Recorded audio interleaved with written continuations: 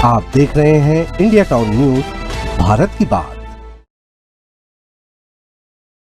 नमस्कार, आप देख रहे हैं इंडिया टाउन न्यूज और मैं हूं आपके साथ सुधीर मिश्रा। स्वागत है आपका हमारे खास बुलेटिन राजधानी सरकार धानी में, जहां हम आपको छत्तीसगढ़ की महत्वपूर्ण खबरों से रूबरू कराएंगे। तो चलिए बुलेटिन की शुरुआत करते हैं, लेकिन उससे पहले एक नजर आज की हेडलाइंस पर। 22 प्रतिष्ठानों पर छापे के बाद जीएसटी की जांच पूरी, कारोबारियों पर लगेगा करोड़ों का जुर्माना, मामले में जल्द होगा बड़ा खुलासा। खुड़िया गांव में 3 फीट तक भरा बारिश का पानी, शिकायत पर नहीं हो रही कार्रवाई, प्रशासन की चुप्पी से नाराज ग्रामीण। किसानों की परेशानी का नहीं हुआ अंत, देवभोग में यूरिया और डीएपी खाद की कमी, किसानों ने अपनी समस्याओं को लेकर एसडीएम से की चर्चा। तहसीलदार एनके सिन्हा निलंबित, रिश्वतखोरी और प्रताड़ना के आरोप में कार्रवाई, कमिश्नर ने जारी किया आदेश। शराब घोटाला मामला, राज्य सरकार की बड़ी कार्रवाई, 22 आबकारी अधिकारी निलंबित। अब खबरें विस्तार से। छत्तीसगढ़ की जीएसटी टीम ने पिछले महीने रायपुर समेत 22 जगहों पर कारोबारियों के ठिकाने पर छापे मारे थे, जिसमें रायपुर से लगी एक बड़ी गुटखा फैक्ट्री भी शामिल थी। बताया जा रहा है कि छापे में मिले दस्तावेजों की जांच लगभग पूरी हो गई है। जल्द ही इस मामले में बड़ा खुलासा किया जाएगा। जांच पूरी होने के बाद इस तमाम कारोबारियों से तमाम करोड़ों का टैक्स मिलने की उम्मीद भी है। प्रारंभिक जांच में ही 5 करोड़ से ज़्यादा की टैक्स चोरी सामने आ चुकी थी। इसके बाद अफसरों की टीम ने लगातार एक संस्थानों के हर दस्तावेजों की जांच कर बड़ी कार्रवाई की है। विभाग के अफसरों ने पहले ही चेतावनी दे चुके हैं कि बिना टैक्स दिए कारोबार नहीं हो पाएगा।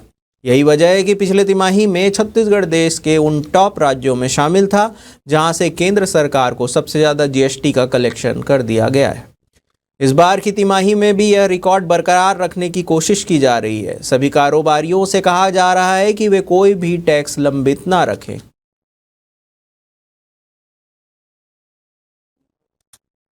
ग्राम पंचायत खुड़िया के ग्रामीण इन दिनों बारिश के पानी से परेशान हैं, जहां गांव की रहने वाली पार्वती साकत ने प्रधानमंत्री आवास और पुराने घर में लगभग 3 फीट तक पानी भर गया है।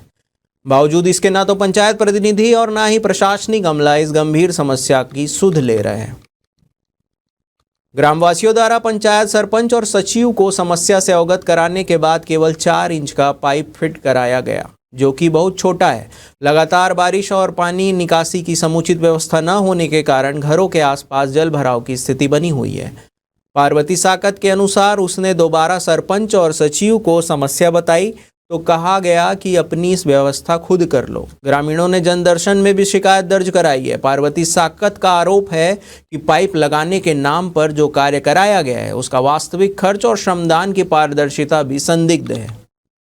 सीओ साहब जनपद में के आ रही से बड़े पाइप लगा कहा थे सचिव ला, तो छोटे पाइप ला लगा है, ओमा पानी नहीं निकल रहा है। दोन चाहिए बड़े वाला पानी निकलने वाला। हाँ, सचिव है ओखर बातें नहीं सुने हैं आखर सीओ साहब के बारिश से लोरमी के सीओ साहब।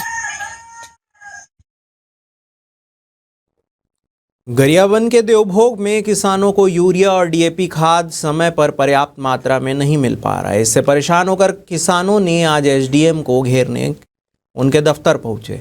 भारी हंगामे के बीच किसी तरह किसान तो माने, पर उनकी मांगे कब और कैसे पूरी हो सकेगी इसका स्पष्ट जवाब भी उन्हें नहीं दिया जा सका। किसानों का आरोप है कि दीवान मूड़ा समिति में 50 से ज़्यादा किसानों को कृषि ऋण भी नहीं मिल पाया है। दफ्तरों का चक्कर काट रहे परेशान हो चुके किसानों ने अपनी समस्याओं को लेकर एसडीएम से चर्चा की। इस मौके पर किसानों से चर्चा करने के दौरान जिला सहकारी बैंक के व्यवस्थापक अमर सिंह ठाकुर ने किसानों को समझाने की बजाय किसानों से बहस करने लगे। उन्होंने एक किसान से कहा कि तेरा पैजामा धो दूंगा क्या, जिसके बाद किसान भड़क गए। किसानों ने बताया कि वे अपनी समस्याओं को लेकर एसडीएम से चर्चा करने आए थे, लेकिन इस तरह का व्यवहार किया गया। किसानों ने मांग की है कि उन्हें समय पर खाद और ऋण उपलब्ध कराया जाए। अधिक से कम और अभी तक मिला भी नहीं है। उसके बाद क्या हुआ है, लापरवाही बहुत करता है, किसानों को गुमराह करके चेक पाँच के खाली तो 5 के आज मिलेगा कल मिलेगा करके बहलाता जा रहा है। कितना दिन से परेशान हो? बहुत दिन से हम लोग परेशान है, 1-1.5 महीना हो गया परेशान में। क्या क्या नहीं मिल रहा है? हम लोगों को खाद नहीं मिल रहा है, नगद नहीं मिल रहा है पैसा। ईद तो आधा अधूरा दिया और हम खरीद के बोए। अभी खातू के लिए परेशान झेल रहे हैं, डीएपी के लिए डीएपी भी नहीं ला रहा है, ना पोटास ना यूरिया। उसके बाद उसके द्वारा जितना भी काम कर रहा है वो किसानों को धोखा दिया जा रहा है। अभी एसडीएम साहब क्या बोले? और शुक्रवार को आप लोगों को किसी भी हालत पिला देंगे बोल के बोले, आश्वासन आती है। सब विभूति के लापरवाही के कारण हो रहा है। वो जो प्रबंधक है हमारा जीवाणुमुड़ा समिति में, उसकी लापरवाही, और वो सोए रहता है, वो आता भी नहीं मंडी। एक लड़का को भेज दे रहा हूँ, भेज दूंगा करते करते वो सबका मतलब टाइम बर्बाद कर रहा है और ना ही पैसा दिला रहा है हम सबको। यहाँ 400-500 किसान है देवोक ब्लॉक में, जिनका अभी तक लोन पास नहीं हुआ है, ना ही धान ना ही बीज मिला है। तो कितने सप्ताह से आप लोग? हम लोग तो 3 सप्ताह से घूम रहे हैं। वो भी हमारे बड़े पापा है, चलना उठना बैठना तक उनका नहीं होता, उनको लाद लाद के मैं घूम रहा हूँ। क्या है, किसान लोग जो आए थे खाद और बीज की समस्या था और ऋण की समस्या, और ऋण में चाहे सोसाइटी प्रबंधक द्वारा जो है ऋण के लिए समय दिया गया है, सोमवार तक उसका समाधान कर लिया जाएगा। और खाद और बीज की समस्या प्रदेश को बनी हुई है, और जैसे खाद का डीएपी खाद है, डीएपी खाद का उनका ऑप्शन में खाद दिया हुआ है, उसको उपयोग करें। किसान मान गए, किसान का कहना ठीक है, लेकिन हमें जो भीड़ चाहिए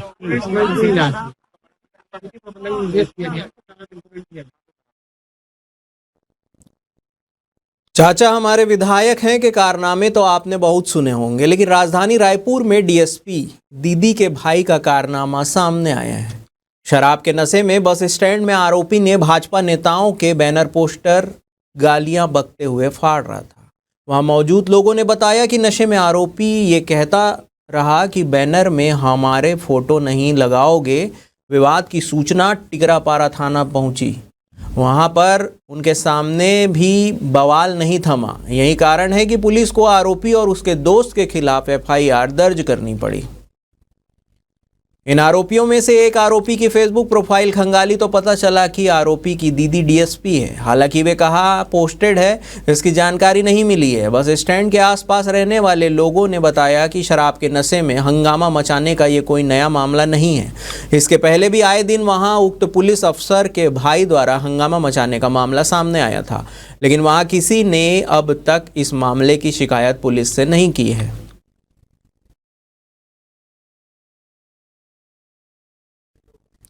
जयजयपुर तहसील एन.के. सिन्हा पर आखिरकार निलंबन की गाज गिर गई है।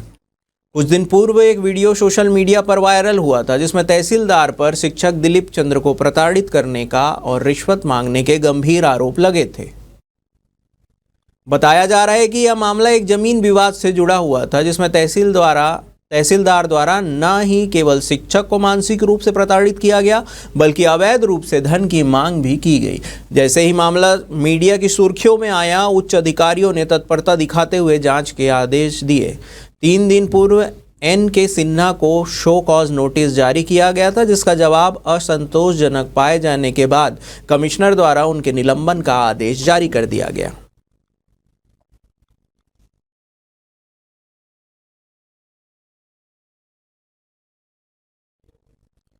वक्त हो चुका है एक ब्रेक का। बने रहिए इंडिया टाउन न्यूज के साथ। अब खबर आपकी उंगलियों पर, हर खबर पर हमारा नजरिया। इंडिया टाउन न्यूज, भारत की बात। ब्रेक के बाद आपका स्वागत है। धमतरी के हटकेश्वर वार्ड में उस वक्त अफरा तफरी मच गई जब कुछ बदमाशों ने रॉड और चाकू से लेकर जमकर उत्पात मचाया। वार्ड में तोड़फोड़ के साथ ही कुछ लोगों के साथ मारपीट भी की गई, जिससे इलाके में दहशत फैल गई और तनाव की स्थिति बन गई है। घटना के बाद बड़ी संख्या में लोग कोतवाली थाना पहुंचे और पूरे मामले की शिकायत की। लोगों ने पुलिस से बताया कि वार्ड में एक गुंडा गैंग सक्रिय है जो लगातार क्षेत्र में डर और आतंक का माहौल बना रहा है। स्थानीय लोगों का ये भी कहना है कि गैंग के 3 सदस्य हाल ही में जेल से रिहा हुए हैं। आशंका जताई जा रही है कि उनके पुराने विवादों को लेकर ही यह मामला किया गया है। बताया जा रहा है कि दूसरे गुट के बदमाश जेल से छूटे लोगों से बदला लेने की फिराक में है, जिससे वार्ड में गैंगवार जैसी स्थिति बन गई है। फिलहाल कोतवाली पुलिस मामले की जांच में जुट गई है और आरोपियों की तलाश लगातार जारी है। कौन सा वार्ड है? हटकेसर वार्ड और कापारा का बोला बरपारा के अंदर घुस के इन लोग दादागिरी कर रहे हैं। कितना दिन से कर रहे हैं?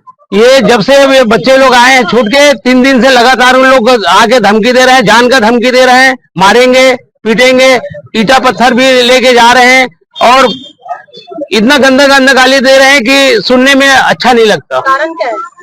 शराब पी के गाली बक रहे हैं, पुराना झगड़े के लेके मुद्दा उठा के उन लोग लड़ाई करना चाह रहे हैं। पहले भी इस टाइप से किए? पहले भी ऐसा किए हैं उन लोग। आप लोग शिकायत करवाए हैं पहले? हाँ पहले भी कर, यहाँ भी शिकायत भी हुआ है थाने में, पर यहाँ इन लोग पुलिस वाले को शिकायत किए थे 3 बार। अब महिला लोग बता रहे हैं कि हम शिकायत में आए ही नहीं और गए भी तो आधा भी से वापस आ गए ऐसे कह के। इसलिए फिर इन लोग आए थाने में, अपना शिकायत दर्ज किए हैं और ये चाहते हैं कि हमारा सहयोग करें, मदद करें, ऐसे कह के महिला और जो वार्ड वासी है ये सब कह रहे हैं। आज हमारे थाना सिटी कोतवाली के अंतर्गत ये रिपोर्ट आई है कि 2 लड़कों के द्वारा वार्ड में बदमाशी की गई और गुंडागर्दी की जा रही है करके, जिस पर हम जल्द कार्रवाई करते हुए थाना प्रभारी उनको जांच करने के लिए भेजा गया है। साथ ही इन दोनों के खिलाफ अगर कोई आरोप पहले से पंजीबद्ध है तो उनके जमानत में दस्तगिरी की कार्रवाई की जाए। छत्तीसगढ़ के बहुचर्चित करोड़ों रुपए के शराब घोटाले मामले में राज्य सरकार ने अब तक की सबसे बड़ी कार्रवाई करते हुए 22 वाणिज्य कर आबकारी अधिकारियों को निलंबित कर दिया है, जिसका आदेश आबकारी विभाग ने जारी किया है।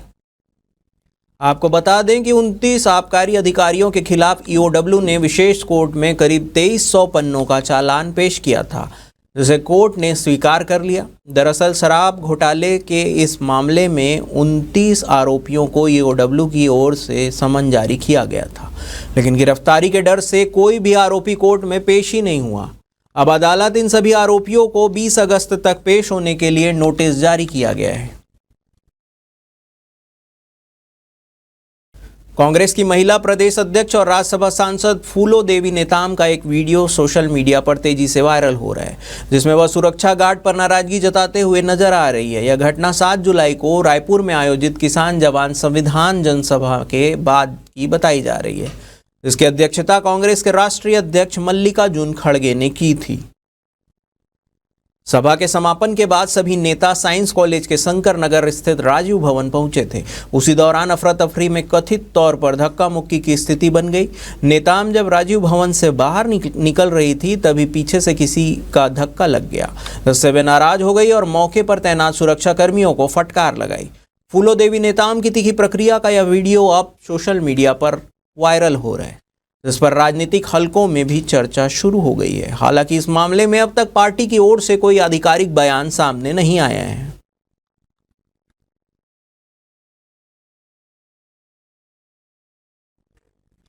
उप मुख्यमंत्री अरुण साव ने नवा रायपुर में निर्माणाधीन नवीन विधानसभा भवन का निरीक्षण किया। वे निर्माण कार्यों की प्रगति का जायजा लेने पहुंचे थे नवा रायपुर।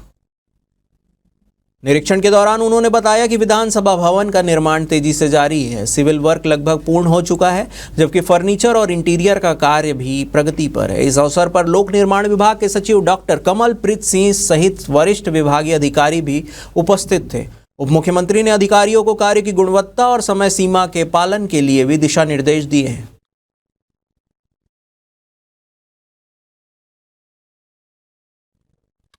हमारे खास बुलेटिन राजधानी सरकारधानी में फिलहाल इतना ही। तमाम खबरों के लिए बने रहिए इंडिया टाउन न्यूज के साथ। नमस्कार। आप देख रहे हैं इंडिया टाउन न्यूज, भारत की बात।